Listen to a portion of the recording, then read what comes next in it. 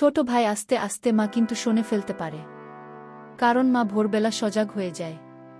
ছোট ভাইটা আমার কথা না শুনে শব্দ করে ফেল, তারপর মা আমাদের দুজনকে একই রুমে। ভোর রাতে হঠাৎ ঘুম ভাঙা। বুঝতে পারলাম ভোর 4টা বাজে। আমার মেয়ে সালমা বলেছিল তাকে 5টার মধ্যে জিম ক্লাস যেতে হবে, কিন্তু গভীর ঘুমে ডুবে যাওয়ায় দেরি হয়ে গেল। ভাবলাম সালমারা করবে, তাই হোল ঘর থেকে ডাকতে চেয়েও সরাসরি তার ঘরের দিকে গেলাম। মনে হল হয়তো সে নিজেই উঠে পড়েছে। ঘরের কাছে পৌঁছানোর পর দেখলাম দরজাটা খানিকটা খোলা, কেন জানি না। হঠাৎ আমার মনে হল একটু সাবধান হওয়া উচিত। দরজার সামনে পৌঁছানোর আগে একটু থেমে গেলাম, তারপর ধীরে ধীরে পা বাড়িয়ে দরজার কাছে পৌঁছালাম। বাইরে থেকে দেখতে চেষ্টা করলাম। দরজা সামান্য ফাঁকা দিয়ে ঘরের ভিতরে চোখ রাখতেই এমন একটি দৃশ্য দেখলাম যে আমাকে হতবাক করে দিন। আমার পুরো শরীর ঠান্ডা হয়ে গেল। আমি দরজার পাশে থমকে দাঁড়িয়ে গেলাম। আমার মেয়ে সালমা বিছানায় ঘুমিয়েছিল, সে পাশ ফিরে শুয়েছিল, তবে তার শরীরে অর্ধেক ঘুরে যাওয়ায় সে কিছুটা অন্যদিকে ছিল। তার পরনে ছিল একটি লাল রঙের টি শার্ট এবং কালো জিন্স। আমি দেখলাম ঘুমের মধ্যে তার টি শার্ট কিছুটা উপরে উঠে গেছে। সে বিছানার এক কোণে শুয়েছিল, তার থেকে সামান্য দূরে, প্রায় 1.5 ফুট দূরে। আমার ছোট ছেলে রাসেল দাঁড়িয়েছিল। রাসেল এতটাই কাছে দাঁড়িয়েছিল যে সে সালমার দিকে এক দৃষ্টিতে তাকিয়েছিল, কিন্তু সে শুধু তাকিয়েছিল না, যেন কিছু করার চেষ্টা করছিল। আমি ভেতরে কি ঘটছে তা দেখেই বিষয় জেনে গেলাম।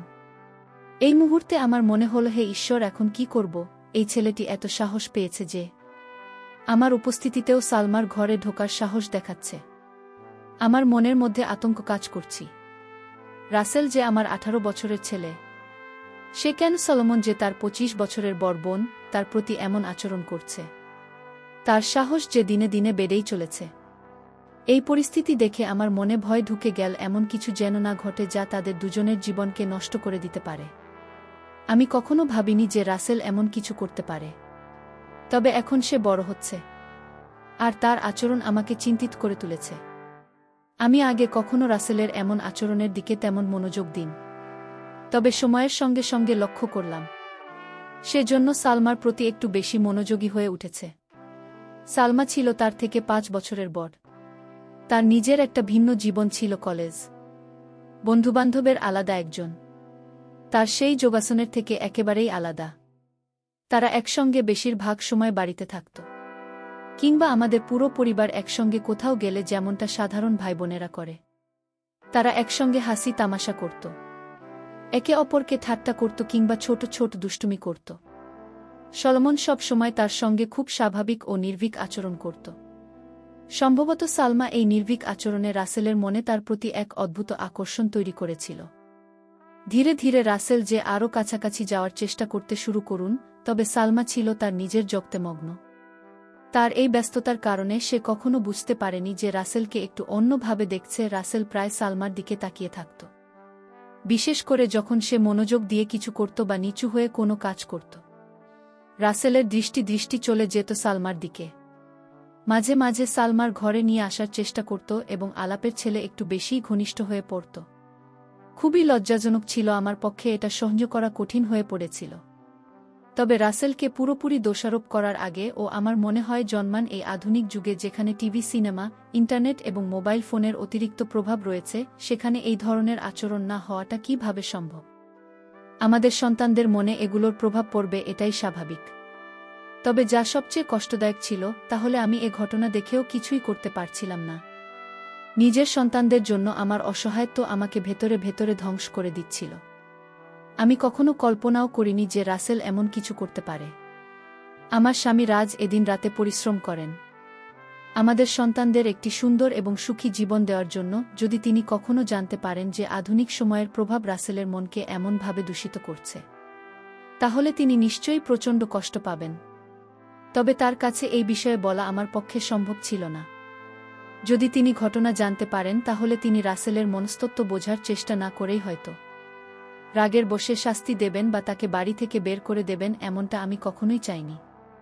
আমি ভেবেছিলাম সালমাকে সামান্য ইঙ্গিত দিয়ে বিষয়টি জানানো উচিত, যাতে সে সতর্ক থাকতে পারে এবং রাসেলের সঙ্গে একটু সাবধানতার সঙ্গে আচরণ করতে পারে। তবে এর আরেকটি বিপদ ছিল। সালমার মনে যদি রাসেলের প্রতি ঘৃণা জন্মায়, তাহলে তাদের সম্পর্ক চিরতরে নষ্ট হয়ে যাবে। এমনকি যদি সালমা রাগের মাথায় রাসেলকে কিছু বলে ফেলে তাহলে রাসেলও রেগে গিয়ে কোনো ভুল সিদ্ধান্ত নিতে পারে যা তাদের ভবিষ্যতের জন্য ভয়াবহ হতে পারে। আমি কোনোভাবেই তাদের ভাই বোনের পবিত্র সম্পর্কের মধ্যে ফাটল ধরাতে চাইনি। তাই সালমাকে কিছু বলার পরিবর্তে আমি নিজের মতো করে পরিস্থিতি সামলানোর সিদ্ধান্ত নিলাম। আমি ঠিক করলাম রাসেলকে ঠিক পথে আনার জন্য সময়মত তাকে বোঝানোর চেষ্টা করব। এখন থেকে যখনই আমি লক্ষ্য করতাম যে রাসেল চুপি চুপি সালমার দিকে তাকিয়ে আছে, আমি কোনো না কোনো অজুহাতে তাকে সেই জায়গা থেকে সরিয়ে দিতাম। এতে করে তার আচরণ অনেকটাই নিয়ন্ত্রণে আসত। তবে আজকের ঘটনা আমাকে আরও সচেতন করে তুলুন। আমি বুঝলাম বিষয়টি নিয়ে আমাকে আরও সতর্ক হতে হবে এবং উপযুক্ত সময়ে সঠিক সিদ্ধান্ত নিতে হবে। পিছনে সাহস দেখে আমি বুঝতে পারলাম যে আর দেরি করা ঠিক হবে না। যদি সময় মতো আমি কোনো ব্যবস্থা না নিই তাহলে তার কাজের জীবনে বড় বিপদ ডেকে আনতে পারে। আমাকে কিছু একটা করতেই হবে, কিন্তু কিভাবে পরিস্থিতি সামাল দেবে তা বুঝে উঠতে পারছিলাম না। আমার মনে হলো সঠিক পদ্ধতিতে তাকে বোঝাতে স্বাভাবিক হতে পারে। তখন আমি যেটা ঠিক মনে করেছিলাম সেটাই করার সিদ্ধান্ত নিলাম। যদি হঠাৎ করে ঘরে ঢুকে যায় তাহলে রাসেল ভয় পেতে পারে, আর সালমা যদি তাকে এমন অবস্থায় দেখে ফেলে তাহলে সে আরও হতবাক হয়ে যেতে পারে। তাই আমি এমন কিছু করার সিদ্ধান্ত নিলাম যাতে সে বুঝতে পারে যে আমি জেগেছি এবং তার ঘর ছেড়ে চলে যাওয়ার সময় এসেছে। এই ভাবনা থেকে আমি রান্নাঘরে গিয়ে ইচ্ছে করে একটি স্টিলের থালা ফেলে দিলাম। এতে বেশ বড়সড় শব্দ হল। আমার প্রত্যাশা মতো কিছুক্ষণের মধ্যেই আমি দেখলাম বিষাদের ছায়া পাশের পথ দিয়ে চলে যাচ্ছে। তার চলে যাওয়া দেখে আমি স্বস্তি পেলাম। এরপর আমি সালমাকে ডাকার জন্য তার ঘরের দিকে এগোলাম।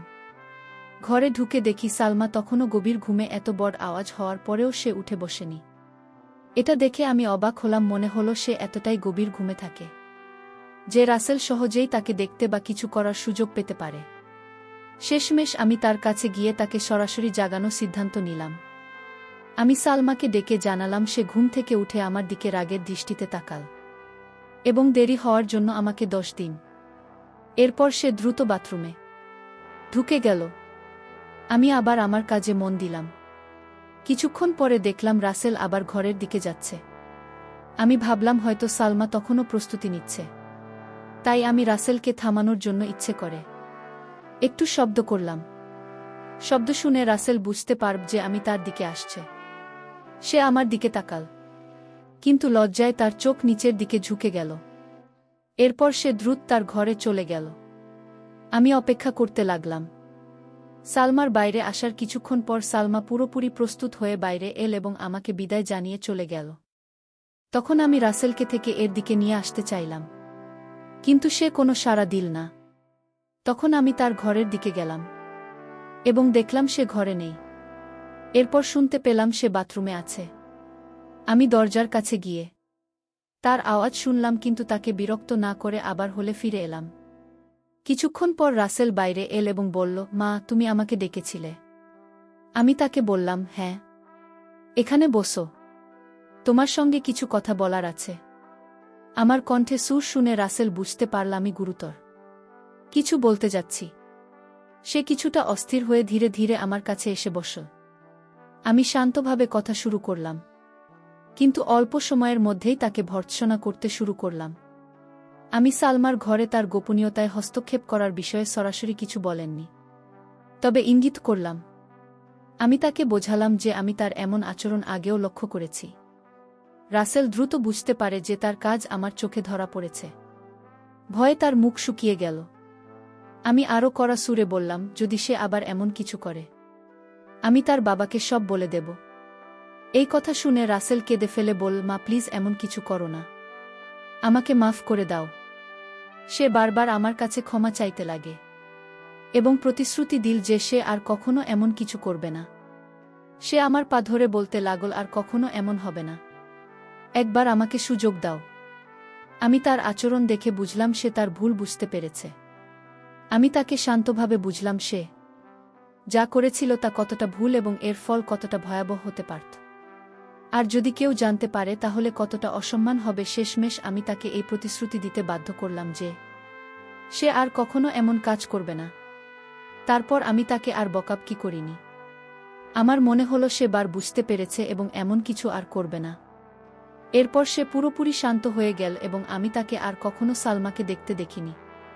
এতে আমি নিশ্চিত হলাম যে সে তার ভুল বুঝতে পেরেছে এবং নিজেকে সংশোধন করেছে। এরপর প্রায় 1 মাস আমি তার থেকে একটু দূরত্ব বজায় রাখলাম এবং খুব কম কথা বললাম, যাতে সে বুঝতে পারে যে সে যা করেছিল তা ভুল ছিল। ধীরে ধীরে সব কিছু স্বাভাবিক হয়ে গেল। আমরা আবার আগের মতো হাসি মুখের সঙ্গে কথা বলা শুরু করলাম। সবকিছু আগের মতোই সুন্দরভাবে চলতে লাগল। কিন্তু একদিন আমি তাকে আবার সালমাকে দেখতে ধরে ফেললাম। যদিও সে বেশ সতর্ক ছিল, তবু আমি লক্ষ্য করলাম তখন আবার আমার রাগ হতে শুরু করল। কিন্তু এবার আমি আগের মতো তাকে বকাঝকা করিনি, কারণ তার প্রতি আমার চিন্তা বাড়ছিল। সে আমাকে বলেছিল যে তার একটি প্রেমিকা আছে এবং সে তার বন্ধুদের সঙ্গে সময় কাটায়। তবু কেন সে সালমাকে এভাবে দেখার প্রয়োজন বোধ করি, তা আমার মাথায় আসছিল না। তখন আমি ঠিক করলাম এই বিষয়ে আমি আবার তার সঙ্গে কথা বলবো। 3 দিন পর দুপুরে আমরা দুজন বাড়িতে একা ছিলাম। সে তার ঘরে ছিল, আর আমি আমার ঘরে বিশ্রাম নিচ্ছিলাম। আমি ভাবলাম এখন সময় এই বিষয়ে কথা বলার। আমি তার ঘরের দিকে গেলাম। দরজা বন্ধ ছিল। আমি দরজা খোলার চেষ্টা করলাম, কিন্তু সেটি ভিতর থেকে লক করা ছিল। আমি দরজায় নক করলাম এবং তাকে ডাকলাম। সে ভেতর থেকে সাড়া দিন এবং দরজা খুলে দিন। আমি জিজ্ঞেস করলাম দরজা বন্ধ করে কি করছিলেন। সে বলল, কিছু না, এই পেপার পড়ছিলাম। তারপর সে বিছানার পাশে থাকা একটি পেপার দেখান। আমি মনে মনে ভাবলাম যদি সত্যিই পেপার পড়েছিল তবে দরজা লক করার কি প্রয়োজন ছিল? নিশ্চয়ই অন্য কিছু হচ্ছিল। কিন্তু এবার আমি শান্ত থাকতে চাইলাম এবং তাকে বোঝানোর সিদ্ধান্ত নিলাম। আমি সালমাকে নিয়ে কথা বলার জন্য এসেছিলাম, তাই অন্য কিছু না বলেই আমি তার বিছানার পাশে গিয়ে জিজ্ঞেস করলাম, কোনো পেপার পড়ছ? তারপর তার হাত থেকে পেপার ছিনিয়ে দেখতে শুরু করলাম। এটি তার কলেজের একটি বুলেটিন ছিল, যেখানে ছাত্রদের লেখা প্রবন্ধ, গল্প এবং কবিতা ছিল। আমি পেপারটি তাকে ফেরত দিয়ে জিজ্ঞেস করলাম কোনোটা পড়ছিল। এতে পেপার খুলেছে একটি প্রবন্ধ দেখিয়ে বলল, এটা করছিলাম। আমি বললাম, ঠিক করে বলো তো, কি আছে এতে? তারপর আমি তার পাশে বিছানায় একটু জায়গা নিয়ে শুয়ে পড়লাম। আমার ছেলে বিছানায় চিৎ হয়ে শুয়েছিল, আর আমি তার পাশে শুয়ে থাকে সেই প্রবন্ধটি দেখতে লাগলাম। আমরা একসঙ্গে এই প্রবন্ধটি পড়তে শুরু করলাম। রাসেল বলল, এতে আর কিছু করার নেই, তুমি কি করতে চাও? তারপর সে পেপারটি আমার হাতে দিয়ে বলল, আমি বিছানার কিনারায় শুয়ে বললাম, মনে হচ্ছে পড়তে পড়তে মনে হয় নিচে পড়ে যাব। এই কথা বলতে রাসেল তাড়াতাড়ি আমাকে ধরে ফেলার জন্য হাত বাড়াল, কারণ আমি খাট থেকে পড়ে যাচ্ছিলাম। এরপর সে আমায় ধরে উপরে তুলুন। তার এই আচরণে আমার মধ্যে এক অদ্ভুত শিহরণ জেগে উঠল। রাসেল খুব বিব্রত দেখাচ্ছিল। সে মুখে বলল, মা। আমি হেসে বললাম, আরে কোনো ব্যাপার না, বরং তোমাকে ধন্যবাদ বলা উচিত। তুমি যদি আমাকে না ধরতে, তাহলে আমি পড়ে যেতাম। আমার কথায় রাসেলও হেসে উঠল আর পরিবেশ হালকা হয়ে গেল। আমি তাকে বললাম, এবার এটা আমাকে পড়াশোনা ও ছোট অক্ষর আমার ভালো দেখায় না। রাসেল পেপার নিয়ে পড়া শুরু করল। সে আমাকে আরও কাছে টেনে নিয়ে প্রবন্ধটি পড়ে শোনালেও তারপর বলল, এখন বাকিটা তুমি পড়। আমি পেপারটি হাতে নিয়ে পরের পৃষ্ঠা উল্টাতে শুরু করলাম। রাসেল আমার খাটে শুয়ে ছিল। একটি পৃষ্ঠা থেমে আমি মন দিয়ে পড়তে শুরু করলাম। কিছুক্ষণ পরে আমি একটু অস্বাভাবিকতা অনুভব করলাম। প্রথমে বুঝতে পারিনি, কিন্তু যখন ভালো করে খেয়াল করলাম তখন ব্যাপারটা পরিষ্কার হলো। আমি ভাবলাম সে তো পেপার পড়ছিল, তবু এমন।